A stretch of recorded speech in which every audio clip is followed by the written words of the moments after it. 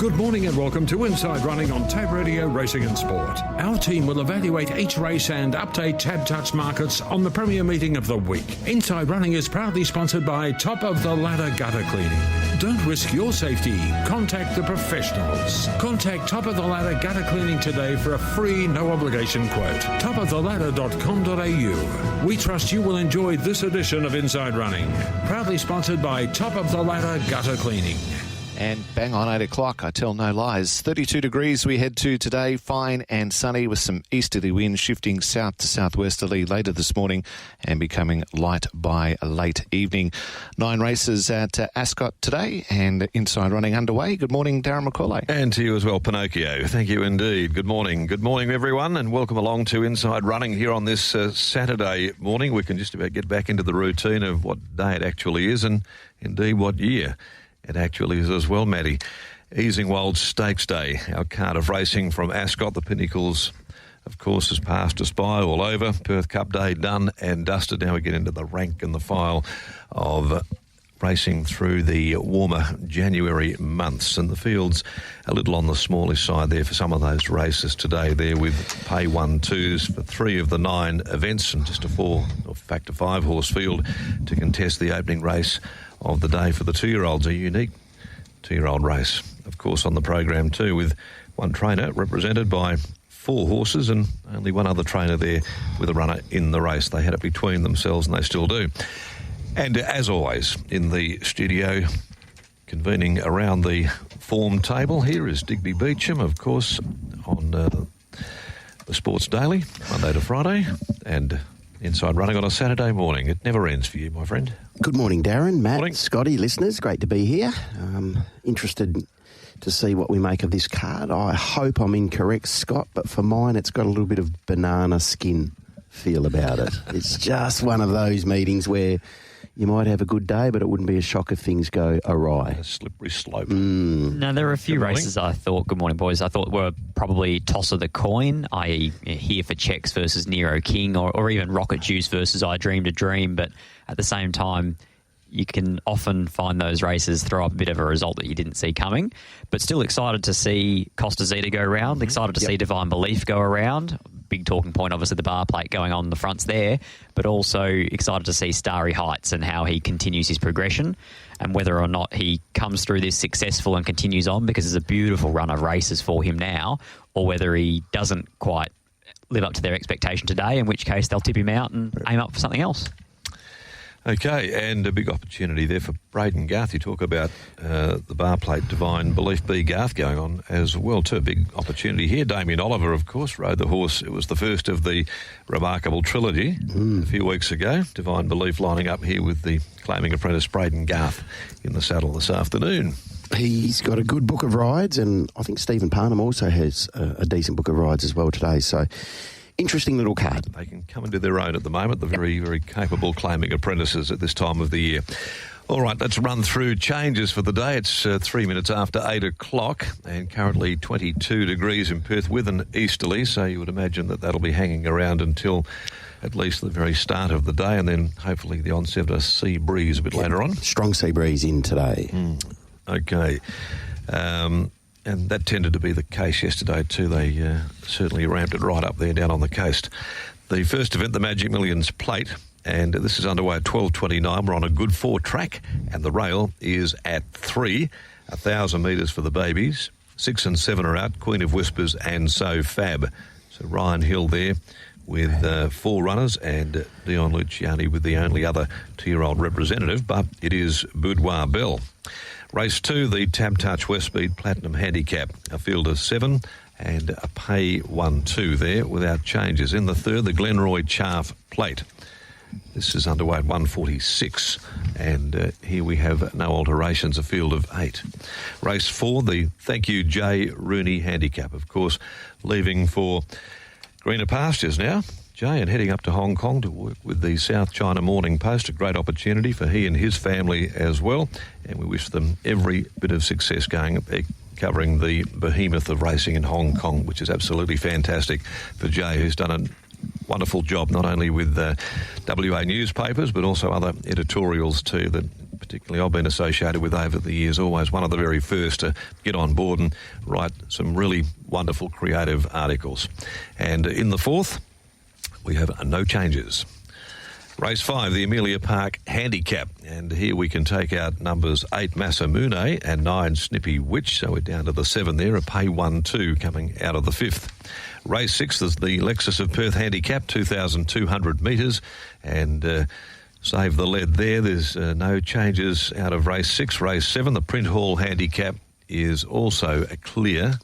Race 8, the Easingwold Stakes, our feature event this afternoon. No changes with a field of 11. And the Bisley Workwear Handicap at 5:30, number 2. Premium Choice is in fact the one scratching out of the last. So there aren't too many of them there for the course of the day. Underway at 12:29. Rail 3, track a good 4. A break here on Inside Running for top of the ladder gutter cleaning. It's now 6 minutes after 8 o'clock. Back with Digby and Scotty Embry right after this. You're listening to Inside Running, brought to you by Top of the Ladder Gutter Cleaning. Don't risk your safety, contact the professionals. topoftheladder.com.au.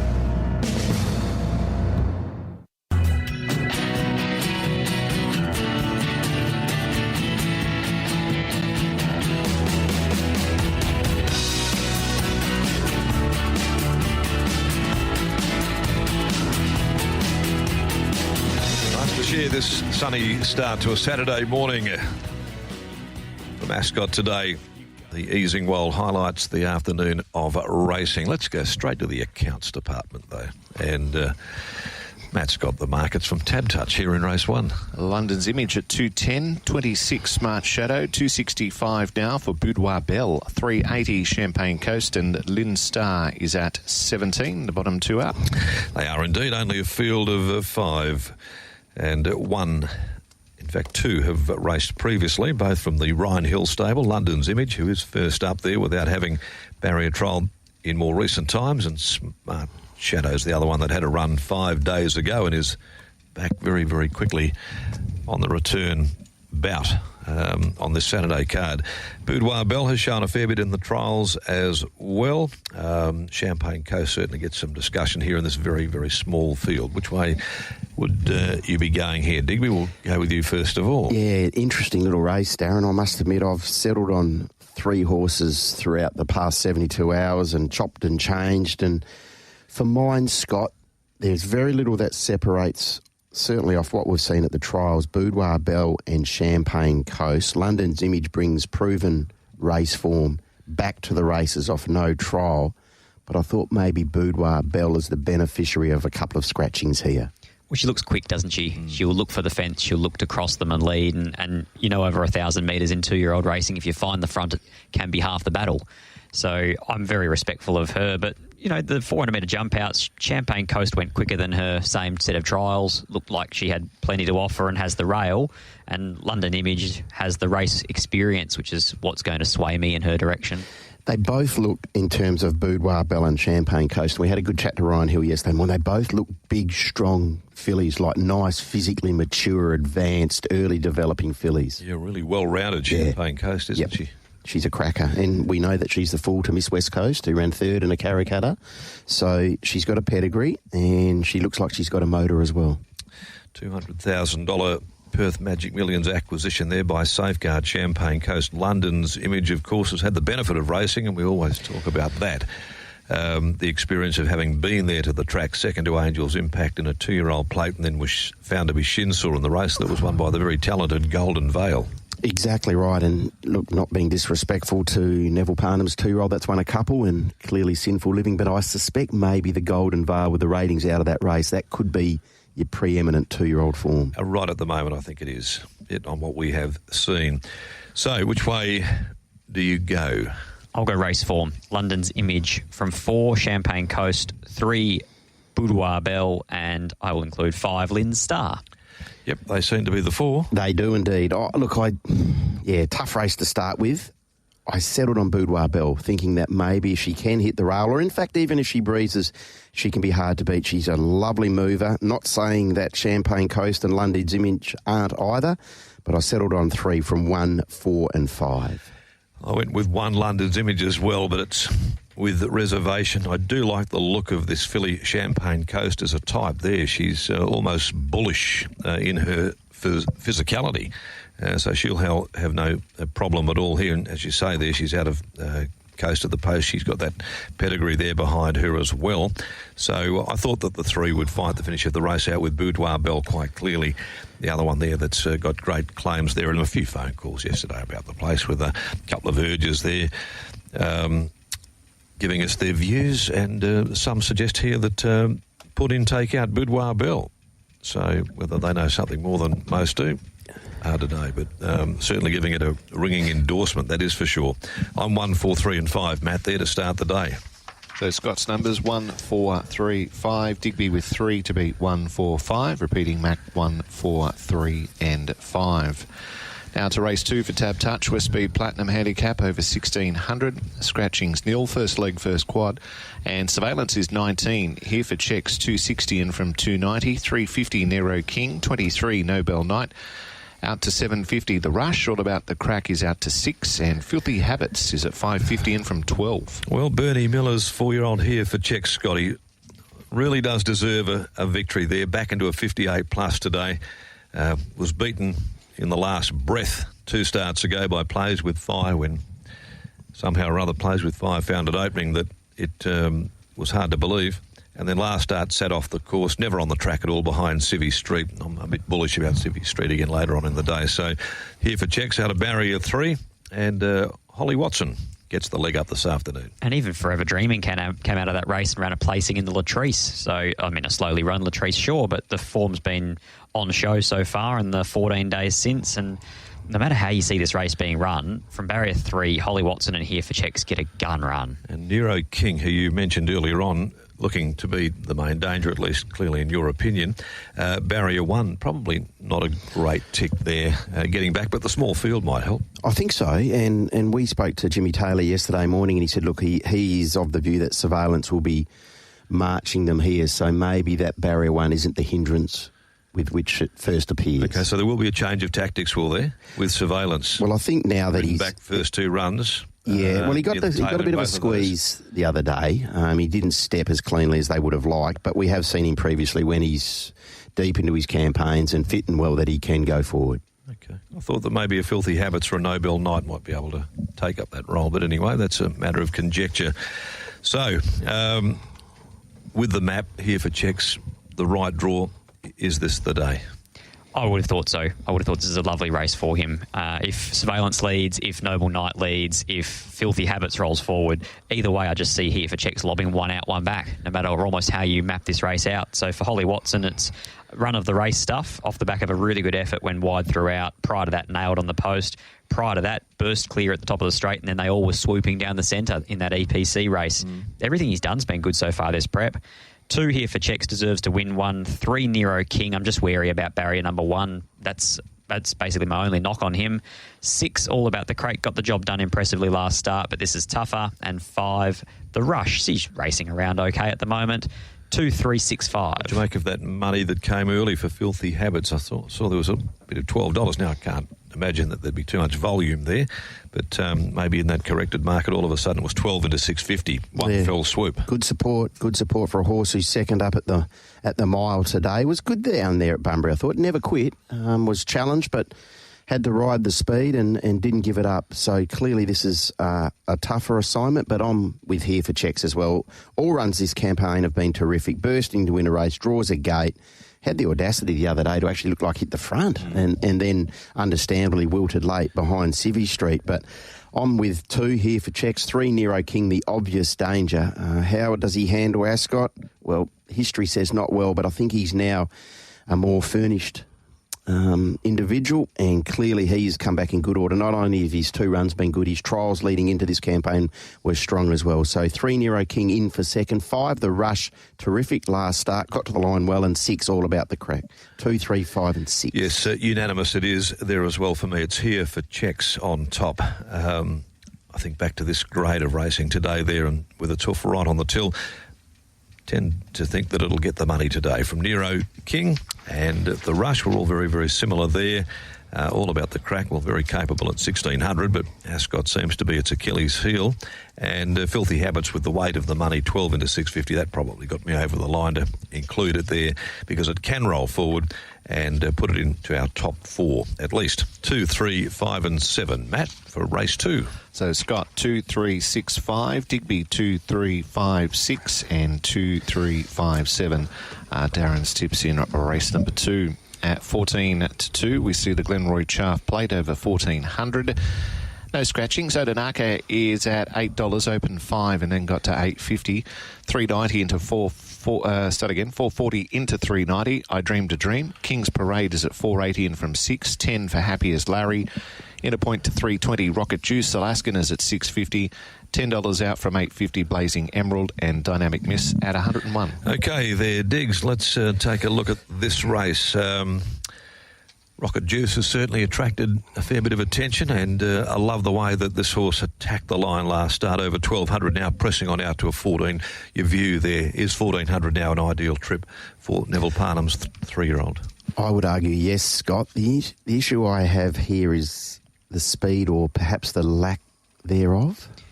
Well, Happy as Larry likes to roll, and Lisa tends to let him roll. First up at 12, he couldn't find the top, and look, he was disappointing. But second up, I think that Happy as Larry probably rolls them along, not in any massive clip, but a genuine clip. Because are you team Rocket Juice? I am. But you're worried about him getting back in a sit sprint.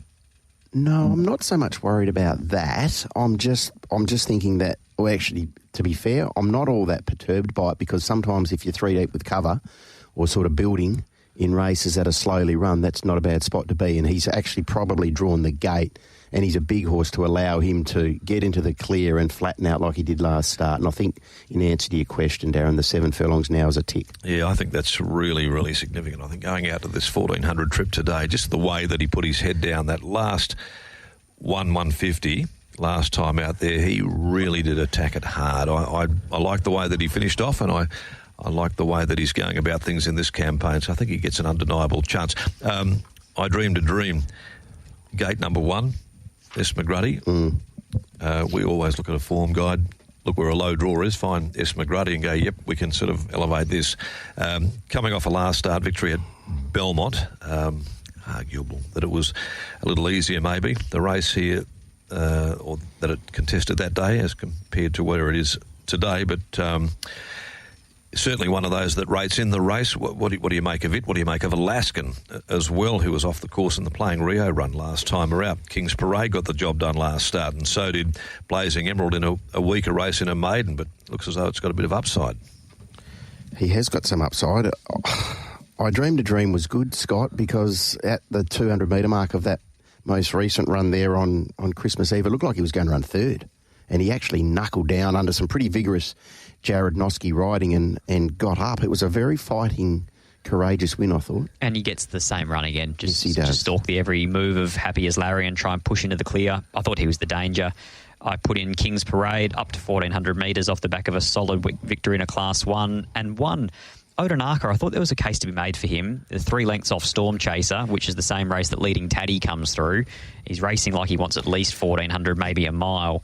5, 2, 3 and 1. I've been following Rocket Juice. I'm a big fan of this horse, and I think 1,400 is perfect today. Okay, yeah, that seems to be the general feeling as well. Rocket Juice for you? Yes. With a caveat. Yeah, seeing it pretty similar to Scott. 5, 2, 3. I've got Alaskan in for 4th for mine. I just thought Odonaka, I think he's going okay. He just couldn't sprint. He got left flat-footed a little bit around the corner most recently, but I thought barrier 8.58 is going to be back. Is that a disadvantage today with the southwesterly blowing? We'll find out. But 5, 2, 3 and 6 in race 3. Yeah, 5 as well with me. I must join in the chorus with the Rocket Juice. I think it can beat. I'll elevate Alaskan a little bit here because I thought the first up run was a solid effort without being over the top in a 1,200 maiden to trespassing. Then was ridden, I think, much too close next start there, on the speed, chasing and faded. Ridden back last time around from a wide draw, covered ground as well, and I thought it was pretty good, all things considered, in that particular race. So I'm happy to have Alaskan, the stablemate of a Rocket Juice, right there. in and amongst the chances with the emerging King's Parade from the Darren McAullay yard, who's won 2 of 5. And the other one I mentioned earlier, getting out to double figures now, Blazing Emerald, but I think worthy of maybe with 52 kilos, just including it as well. Gets the claim for Luke Campbell, starting to get on a few winners as well here in the metropolitan area with a nice double at Belmont the other day. 5 from 6, 3 and 7. I didn't have I Dream to Dream in there in my top 4. Matt, let's go through those numbers once again. We'll take a break on the other side of it as well and then return with more on Inside Running. All right, Scott, you went 5. Just help me out again with your reminders. I can do that for you, Matthew. 5, 2, 3, 1. 5, 2, 3, 1. Only my parents call me my full name. Digby 5, 2, 6, 5, 2, 3 and 6. And Max gone 5, 6, 3 and 7. It's 22 after. You're listening to Inside Running, brought to you by Top of the Ladder Gutter Cleaning. Don't risk your safety, contact the professionals. topoftheladder.com.au.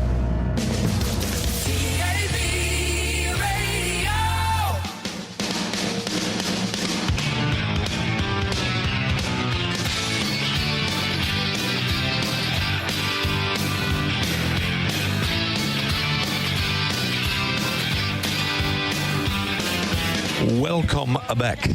23 minutes after 8 o'clock, 22.5 degrees already there. We're seeing the temps start to really lift now. It'll get well into the 30s today, and another hot day, of course, coming up tomorrow, which is okay.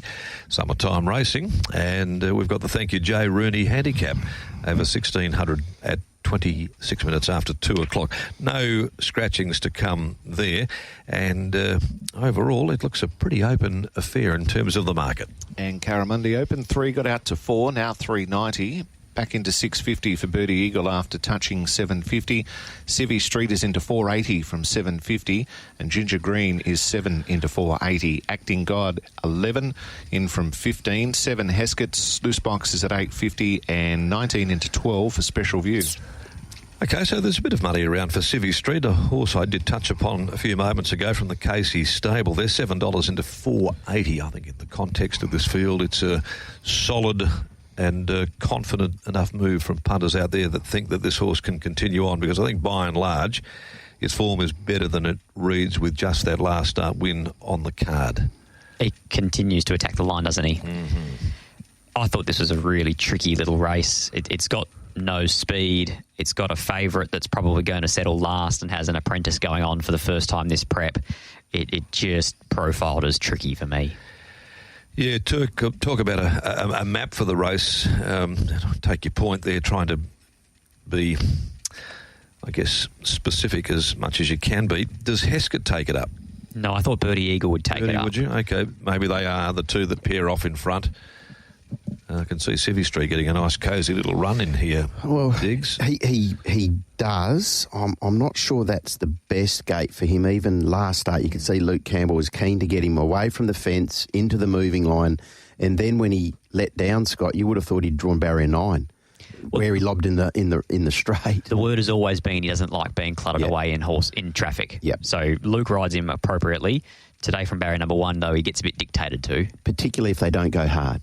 You've got traffic outside of you. Maybe, just maybe, that is going to work against you. A lot of ifs and buts in all of this scenario too, and I guess you'd be looking across and thinking, well, if I'm jumping at the mile, and these two horses come across, Birdie Eagle and Heskett, they set 1-2, and you've identified a lot of horses who are back markers in the race.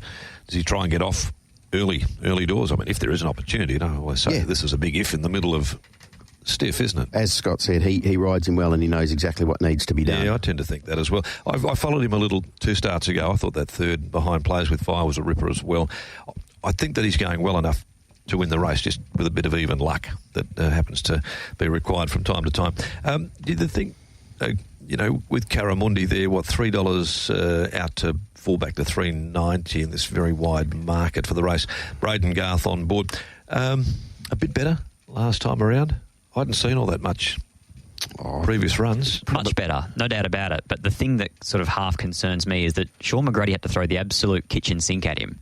And so you lose a senior. It's no knock on Braden. It's just the fact that those senior riders tend to be able to really rev these horses up, and sometimes the apprentices can't quite get that same sort of grind out of them, which is what he seems to have turned into a little bit this prep.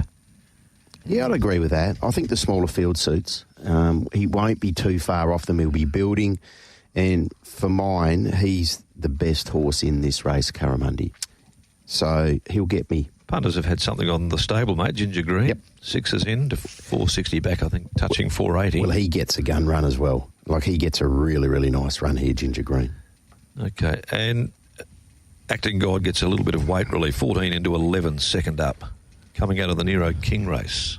Good to see him back at the races. It might take him 1 or 2 to find his feet again, but it was good to see him trial nicely and then show that he's still got a zest for racing.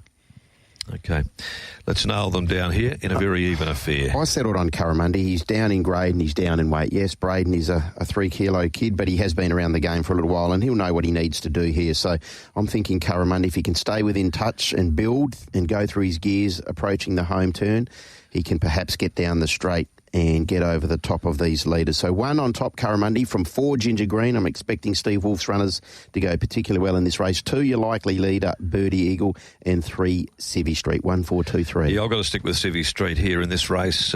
He has caught my attention the last 3 runs in particular, and holding form in the yard going really good. To beat number 1, Curramundi, 5, Acting God, and I'll put 6, Heskety, and also getting weight relief, dropping back to a weight of 55 today, having lugged 60.5 around last start to that victory. Class 3 down at Bunbury's, won 2 of its last 3, ticking over well, no star, but a handy horse for Dylan Bairstow in his yard. 3 from 1, 5 and 6, and again, all the best to Jay Rooney, who the race is named after, with his big career move to Hong Kong. So it'll be a very, very big time for he and his family as well. Started off in the Cal Minor, I think, just cutting his teeth. Diggs, you would remember, Jay, you would have been probably one of those in charge in the sports editing department when he came along. Outstanding young reporter, and for him, Ali, and the family, best of luck. He will do very well up there. Yeah, I'm sure he will too. A friend of many in our racing industry, and has had horses with a few trainers, and yes, he loves it, doesn't he? He does. Just out there reporting it. He's actually involved in it. He's a good man. Certainly is that, and we wish him all the success in the world up there in Hong Kong. Race 5 is the Amelia Park Handicap over 1,200. Number 8, Masamune, along with 9, Snippy Witch, both come out. It cuts the field back to the 7 and initiates a pay 1-2. Let's go to Matt here with the latest update from Tab Touch. And quickly, race 4, Scott's tips went 2, Birdie Eagle, 1, Curramundi, 6, Heskett, and 3, Civvy Street, 2-1-6-3. Diggers, 1-4-2-3, 3-1-5-6 there from Mac. Now to the aforementioned 5th race at 5 after 3, and with 8 and 9 out, $7 for Ollie's Choice, Tallangatta at 41. Odds on now, Costa Zeta at 160, 7 for Keridwin, DT is at 750, 950 Cable Boy Evelina at 13. Well, flood of support for Costa Zeta. And I think the scratchings here, Scott, help take a bit of the sting out of the price of Costa Zeta as well. Well, it's probably easier if you apply the deductions to the opening quotes and then look at the flux. So if you took 290 Costa Zeta, you've got 220 left on your ticket. So 220 into still 160 okay. is still a big flood of money. Yep. Certainly is indeed. And return with that third behind Divine Belief. Thought he was solid to me, and I'm not going to say that I look at him absolutely forensically when he comes to the yard most times, but it looked as though he needed that run. Well, he was 6 weeks, wasn't he, between trial and that first race start, this preparation. That's because of a little virus that he picked up. He's trained on well since then, according to Trevor Andrews. He gets the services of the state's leading rider. He gets a gate, Scott, and he gets his trip to 2 wins from 2 1,200-metre attempts. And he could even find himself in front in this. He probably bounces out quickest out of any of these in the small field of 7. And from there, he probably finds himself in front by default. So Willie Pike could be controlling and dictating to them on the horse with the most ability in the race. And from there, you'd be probably disappointed if he wasn't right there at the end, because there is such a large expectation on this horse. If he can put a band of work together, his debut run in a maiden was visually really impressive. Yep. Then he returned to racing in a moderate West Speed Platinum, but he toyed with them. And then he went around $1.65 in a higher grade than this, a 66 plus, and was run down by a horse that was in the zone at that time in red 53. 6 weeks between the trial and the first up run, back in grade, hard to beat. I think the other thing too that you associate with Costa Zeta is that he's a real star of a type, isn't he? Yeah, I mean, beautiful he's got type, got a real presence about him there, and whether or not that can match up to ability, and his ability outweighs just what a good-looking rooster he is, remains to be seen. But I think he wears a fair bit of that from punters who like to go down and look at horses. They'll take one look, and he owns the yard when he walks into it, so he carries that with him as well. Down at Bunbury, in December 21, Keradwin lined up first up, and there was a good level of backing for Keradwin. They were right across it to Damien Lane Road for his dad, and it was first up in the preparation. Is a second up winner. They all got.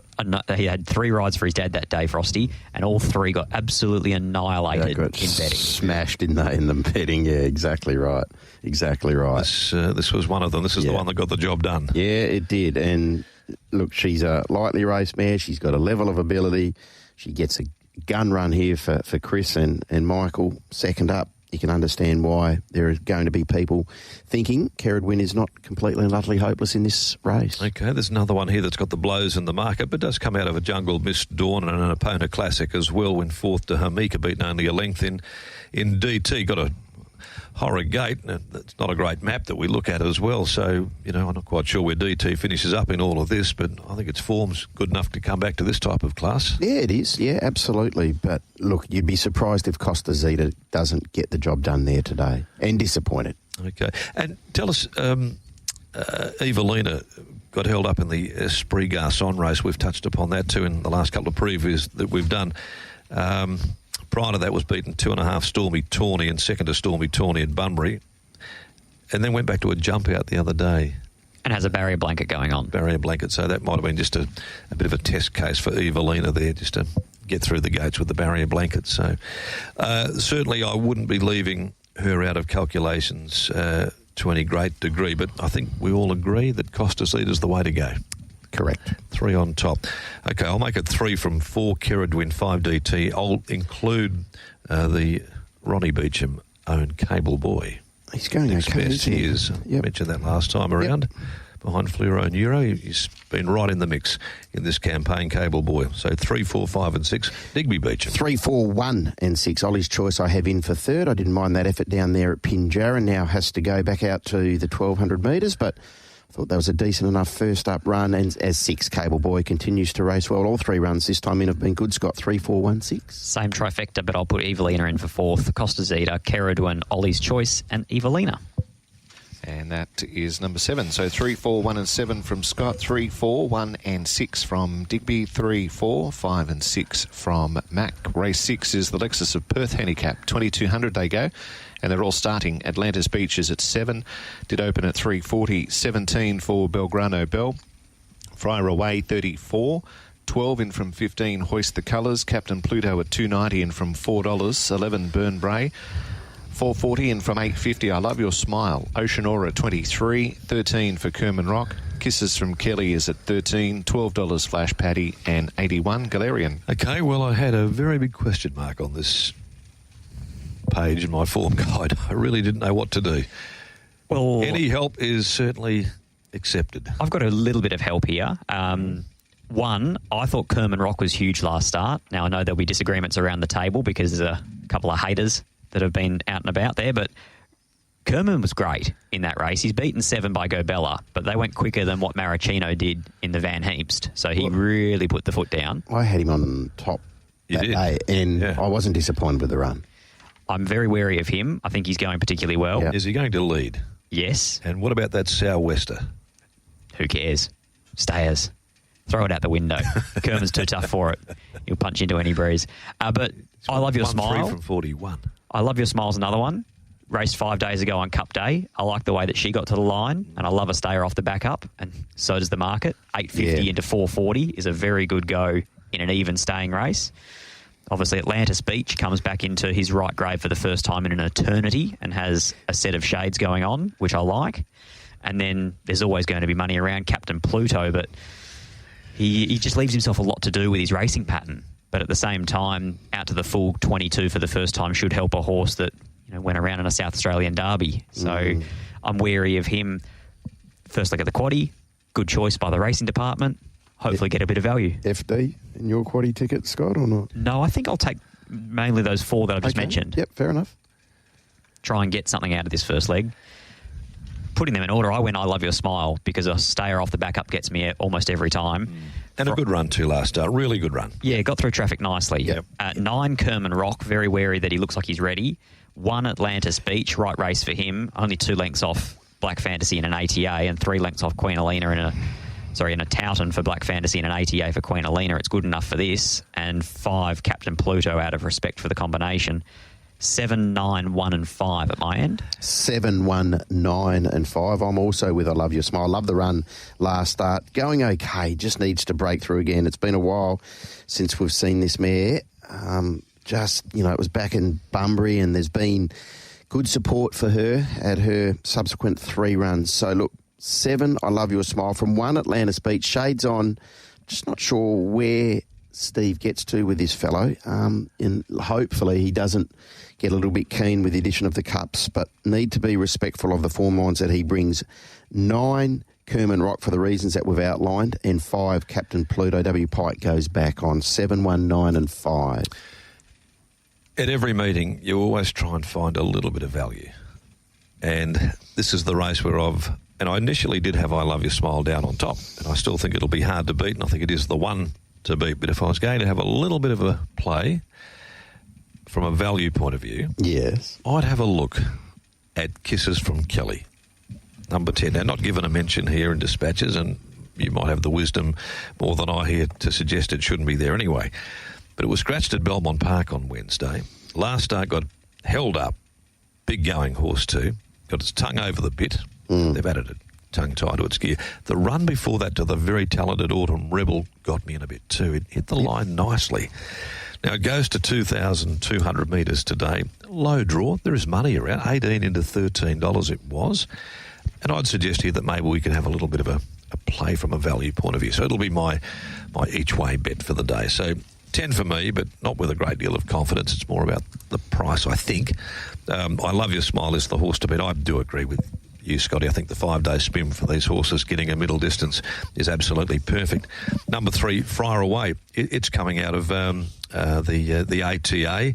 It was only beaten 2 lengths to Demolish and 3.5 to Diamond Scene. He needs a bit of tempo, the old boy. He'll get that here. Yeah, hopefully that is the case. So I'm going to include it at long odds there. A bit of a roughies result for me. And I'll put Captain Pluto in, although I've got suspicions about him, how genuine he is over a middle distance. So 10, 7, 3 and 5. I know he went to a South Australian derby, but I've just got concerns just how genuine he might be. Time will tell. So that's our look at race 6 on the card. We'll go through them again. There's a few different numbers there to digest. On the back of it, we'll take a break and then come back with more for top of the ladder gutter cleaning after this with Matt McDermott. 7, 9, 1, 5, Scott Embry. 7, 1, 9 and 5 from Digby Beacham. 10, 7, 3 and 5 from Darren McAullay.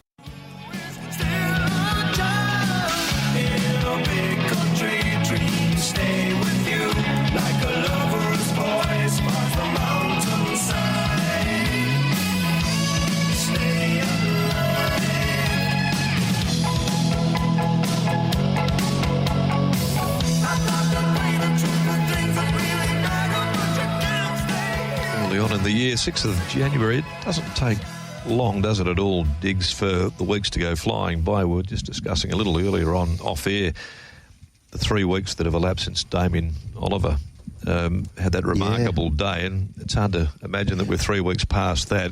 Bumped into Damien yesterday there. He looks as though he's settling into retirement nicely enough. Hasn't seen the blade since, so he's having a great time with his family across here in Perth and has done pretty much right through the summer break. And before you know it, we'll be getting towards the Magic Millions sales and inspections going on and trainers getting out to various breeding operations and dissecting the pedigrees and the types of horses that they are. And you're one of those who does that comprehensively. Before you know it, we'll be there. Exactly. In February 22, 23 out at the Swan Valley. We've got the sales on the Gold Coast getting underway next week. And I think there's 43 Playing Gods up for auction out there at the Swan Valley. If I was to set a line, gentlemen... He's going to be so popular. At 31.5, Scott, Darren, the amount of Playing God's Neville Parnham buys? Overs or unders? Overs. For good reason. Yes. It's a good bet. Had a fair bit of success with him, as Yes, other he has. trainers have had as well, but he in particular, he knows the well. I always think about it when you're mentioning pedigrees after the races. You know, you see a Playing God, or you see a God Has Spoken, and you see a Rommel, and you just keep thinking, well, Nifty trained all of them. Yeah, the stallion maker. You know? It's Quite great. remarkable. Anyway, It is. and look, it'll be an exciting time, of course. Always a great time of the year. Good luck to all involved. My word. Let's go to race 7, the Print Hall Handicap over 1,400 metres. No changes to come out of this second leg of the quaddie, Matt. And in from 350 to 310, Fluoro Neuro, EPC at 420, 380 for Plays with Fire, Rogues Pointers at 21. Out to 14, Vitalise, Looks at 14, 13 into 950, Pearly Nugget, Zip Your Lips is at 101, 850, Mystic Jane, Our Magico's 101, and Eurasia 91. Yeah, an interesting little race, this one here. It looks, on paper at least, a nice sort of head-to-head clash there. EPC Plays with Fire, Fluoro Neuro. I've got a feeling, too, that there's one on the right-hand column of my guy that could just about usurp them all. Go on. Pearly Nugget? Yep. Yeah, I think it's right there in the mix, but it's probably going to be lower down in my trifecta pick 4 play. I'm going to concentrate on Plays with Fire and EPC, Fluoro Neuro. First of all, EPC, gee, it was devastating, as we touched upon at its return there. It let down, turn of acceleration was just absolutely breathtaking where it came from to win there that day, and of course then did not get the rub of the green at its next start. It was devastating again, but for a different reason. For reasons other than visual, more to do with the finances. Yeah. So clearly you've got to rule a line through that last run behind Manhattan Strip, and then you get Plays with Fire, who got the brakes go its way 2 starts ago, bobbed up in the West Speed final, got the job done, 66 plus last start, drew a lemon, and that made it difficult, but beaten only a length. And she's been getting better and better with racing, and probably understandably so, considering she had that injury, she had that time off. Every time she's gone to the races, she's just become a little bit more confident in her own self. And from barrier number 2, it's probably the perfect draw for her here today, just banking on Willie Pike to do what he does best, and that's find a gap where others wouldn't, and she can burst through late. I actually took the view on that race that I would be EPC, Danger, Plays with Fire, and not as much risking Fluoro Neuro, but if he was to rise up 6 kilos and another 200 metres and beat me, then sort of so be it, in a punting sense. So I was happy enough to go with EPC. I thought his first up run was sensational. His second up run was completely luckless. And 3 weeks later, he gets another opportunity to, on a day where by 4 o'clock we're hoping there's a strong sea breeze, sit back, pull to the outside and get over the top of them. 2 EPC, 3 Plays with Fire. She's the kind of mare that is dangerous from a soft draw. 1 Fluoro Neuro, loved his last start win, but at the same time they turned it on for those swoopers right down the centre, so he was right place, right time. And 7 Pearly Nugget, taking your point, Mac, through that Epona Classic. She hit the line nicely behind Harmika, Stormy Tawny. 2, 3, 1 and 7. I went back to its first up run, Pearly Nugget, trained by SJ, and it ran 6th behind He's Got Wings, but it was 3 wide the duration, no cover. Then got held up for a run, went 5th behind Play That Funky Music, and then in the Jungle Dawn and the Epona, covered additional ground, sat wide. So, look, I think if a bit of luck finally went Pearly Nugget's way, it's right there. I think it's amongst the chances, but I'm going Plays with Fire back to 1,400. I like that.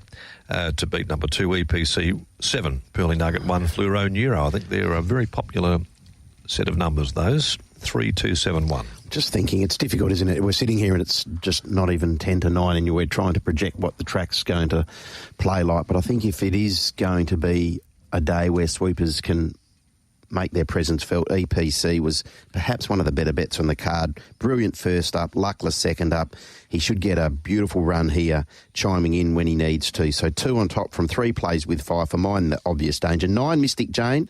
She's going really, really well. The last 2 runs have been eye-catching, and 1 Fluoro Neuro. Terrific effort last start, just as Scott said. Goes from the 54 to the 60 up to the 1,400 metres. 2, 3, 9, 1. So the numbers, Scott, 2, 3, 1, 7. Digby, 2, 3, 9, 1. Darren's gone 3 to beat 2, 7 and 1. Rolling into the Easingwold Stakes over 1,400 at 10 to 5 now, race 8. Let's Gallivant is in a point to 650. Titan Blinders 41. Weapon Sun 34. 420 into 360. Vast Art. Flying Missiles at 23. Out to 12 now, Big Screen. Starry Heights at 205. Open 230 and hit 260. Now at $2.05. 34, Bruce Almighty. Cheval de Varga, 31. 10 for Cold Shizzle, and Laurentino's 101. So the favourite coming off a month between runs, Starry Heights, but now chasing 6 successive victories. And W. Pike on board, 7 rides, 6 wins. Thank you. Good race, a really good race, Scott. But you just look at a Starry Heights here and where he's at in his career and what he's been able to do of late. And for mine, he's the testing material. That's not a shock statement, I know, but you can certainly understand why he is the quote he is. And 54.5 kilos as well. Looking at his main dangers, at least in the market, Vast Art's on the second line of betting, and we've just held this strong opinion that Ascot's not his track. He wobbles around the corner, he loses half a length at least on straightening, and at this level you start to get found out. Let's Gallivant has 61 kilos, and while he was so good in that Boxing Day dash, it just got the better of him that day, and it possibly does again. And then you're sort of dropping off in terms of dangers, and I thought that maybe even as much as the sea breeze would be blowing, Big Screen at least makes his own luck. So really you kept coming back to Starry Heights. A month's freshen, down 3.5 kilos, gets the right run, has the right man on board. He does make sense. Oh, it does indeed. Look, if he presents fit off the month between runs and, you know, all things considered, he's at the same level he was before that last victory. He's going to take a mountain of beating. Vast Art, you make a point about him here at headquarters. He loomed to them at Pinjarra last start in the Boxing Day sprint there. I thought the way that he was winding up, he'd go over the top. He didn't. He just peaked up a little bit, I thought, late. But he is 1 for 1 fourth up. Well, yeah, you would think he's right at his peak fitness now. I thought he had every chance there to get past the Man Crush. I agree. In fairness, Man Crush has had a really good campaign, and he's tough, he's on speed, and he's everything you want in a racehorse, Man Crush, with what he's got inside. But I was perhaps thinking Vast Art could get the job done there. For mine, Starry Heights, he gets a gun run here, and I thought the toppy Let's Gallivant was very, very good over the 1,300 in that Boxing Day dash, and he was good the last 50, 75, I thought. Maybe back out to 1,400, he was the danger. He went into work, if I'm not mistaken, in about January or February of 2022. He's a ripper. It seems that way, doesn't it? Burster. It took him a while to build and get his fitness and his form going, but he's been really remarkable for the stable there. He just doesn't miss Let's Gallivant. No, he does not. You'd like to have a barn full of them, that is for sure. But he has got the 61. There's no getting around that. It will be a challenge, I'm sure. Big Screen, as you mentioned there, well, you know who your logical pacemaker is, and he'll have them rolling at 1,400 metres, which I think that's, you know, pretty very much in his wheelhouse. So I'd expect that he's going to be there for a long way, and then Pike coming on the scene with Starry Heights, all things being equal, as he presents today. So 7 for me.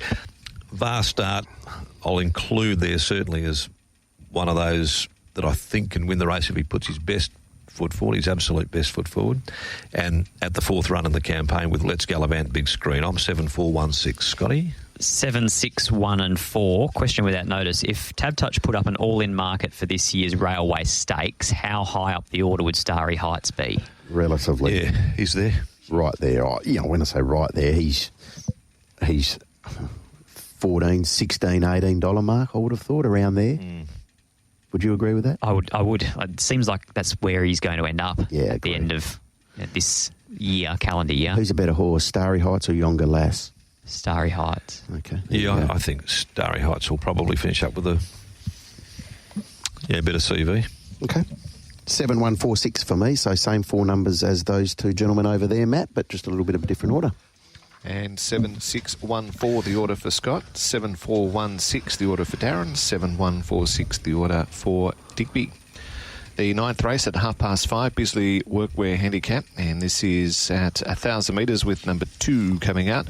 My Shoe 20, Divine Belief is $1.50 now, 61 Nahachi, Ain't No Other Man at 10, Land of Valens 41, Swim Through 16, 7 Harmika, Category 3 at $9.50, 20 Lexington City, My Dilemma 51, Honey Dew 26. I think they might be just getting along at a very slippery pace here in the last, Scotty. Very, very. First and foremost, I am team Divine Belief gets crossed. So from there, you're taking potentially $1.50 about a mare with bars who probably ends up leaders back. So big no-nos there for me, but I'm still thinking that she can push her way out on straightening and get the job done from there. She just actually doesn't jump that quickly. No. She musters very quickly after. Yeah, for an on-speed mare, you're right. She doesn't ping the machine. But you're going to get a cracking pace out of Land of Valence, who's just explosive from the gates, and Ain't No Other Man, who's very quick out of the machine as well. So, which takes away, I think, any negative thoughts re the box seat, because they are going to string out. Correct. I'd rather them go quick in front of her Correct and have some room to move than rack and stack. Correct weight. Yeah, well, particularly, when you think about those that are going to be back behind them when they get going. So I can see Braden be able to dictate where he wants to be just after the start here on Divine Belief. Agree. On paper, at least, anyway. Another good ride for Braden. Yes, it is indeed. $1.50, we're right down at the bottom rung. $1.50 with a bar plate on. So And an end-of-run campaign. This is it. David Harrison saying yesterday morning she will go to the paddock. Straight to the paddock here. Okay, well, take that on board if you're looking at taking the shorts, the twos on. So, but on what we saw and what we have seen so far this campaign, all things being equal, she looks awfully hard to beat. So I'm going to lead it that way. What do you make of Harmika? Back to 1,000 metres there. Got the victory, a breathtaking victory, with Johnston Porter picking his way through some room where angels would fear to tread. He actually got one of the photos here in the Epona Classic. He's had a few go against him in the big ones through the carnival. But again, this is a mare that's come up and she's going really well. And the form lines have since been franked, albeit this is back to 1,000 metres today as opposed to the 6 furlongs. Swim through, 2 wins last 3 starts, racing well.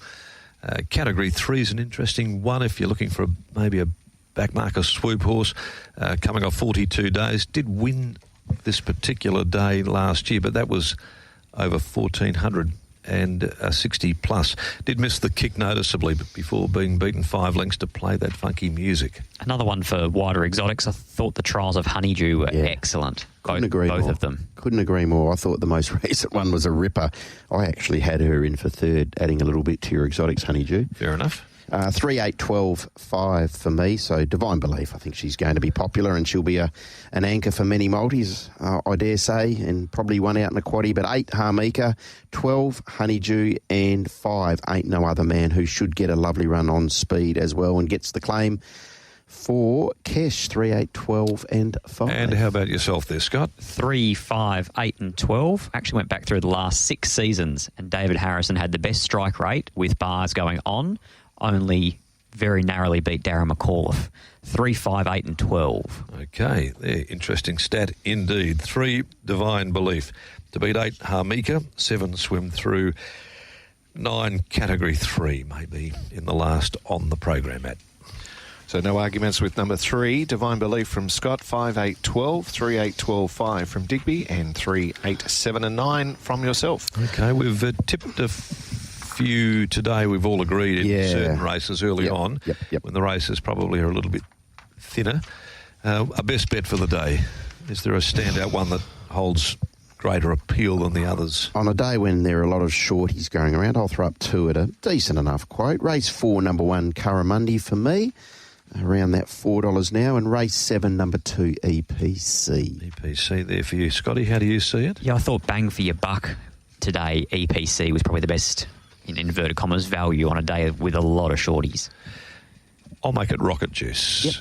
1,400, perfectly placed here, I think, by Nev Parnham for this. Love the way they attacked the line the last little bit last start. So I'll go race 3, number 5, Rocket Juice, and might just leave it at that possibly for the day. Starry Heights at, what's it, 225 still? 205. 205 now. Okay.